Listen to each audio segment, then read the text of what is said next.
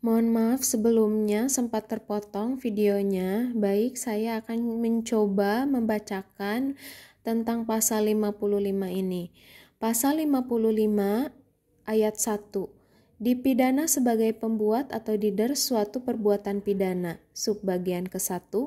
Mereka yang melakukan, yang menyuruh lakukan, dan yang turut serta melakukan perbuatan. Kemudian di sini ada subbagian kedua, yaitu delik daya upaya.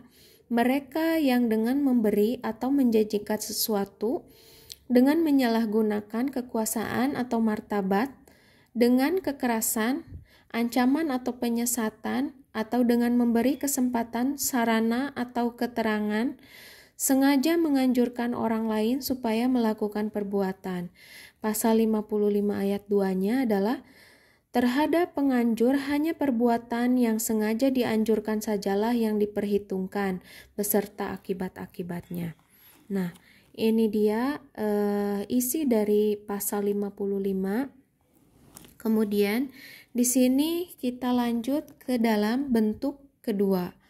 Nah, bentuk kedua ini adalah doenpleger atau menyuruh melakukan, yaitu orang yang melakukan tindak pidana menggunakan orang lain sebagai perantara, tetapi perantara itu hanya berperan sebagai alat dan alatnya itu syaratnya harus manusia.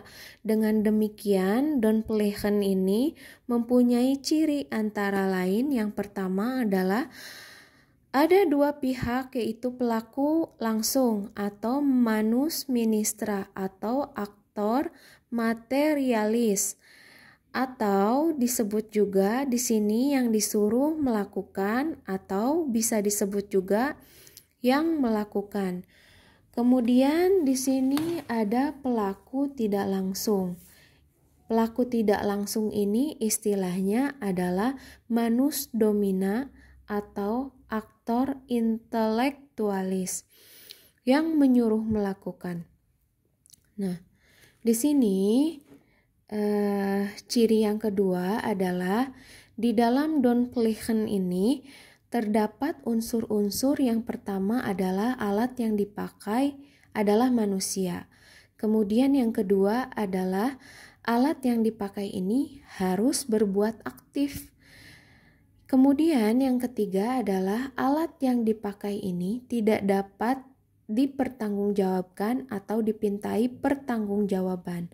Penyebab tidak dapat dipintai pertanggungjawaban pidana ini terhadap orang yang disuruh adalah karena orang tersebut hanya berperan sebagai alat atau pelaku material. Jadi, sepanjang seseorang yang disuruh memiliki argumen atau alasan yang logik, maka bisa lepas dari segala tuntutan hukum atau pertanggungjawaban pidana yang didasarkan pada yang pertama, tidak sempurna pertumbuhan jiwanya. Ini diatur di dalam pasal 44 KUHP. Kemudian di sini adanya keadaan yang memaksa.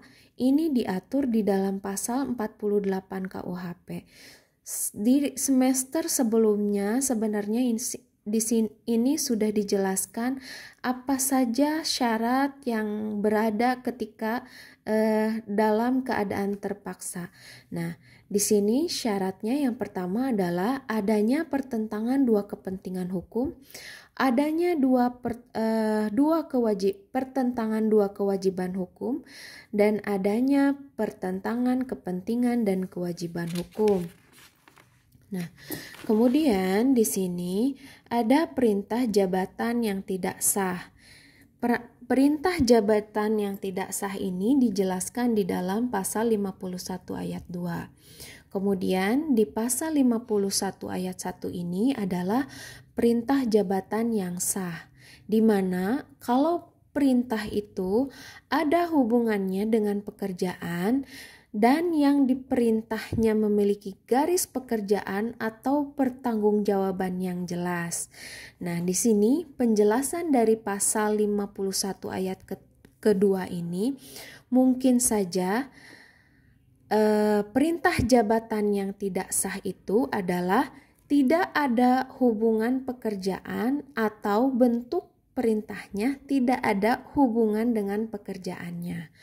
Kemudian di sini yang keempat adalah adanya kekeliruan atau pemalsuan supaya pelaku manus ministra ini bebas dari pertanggungjawaban pidana.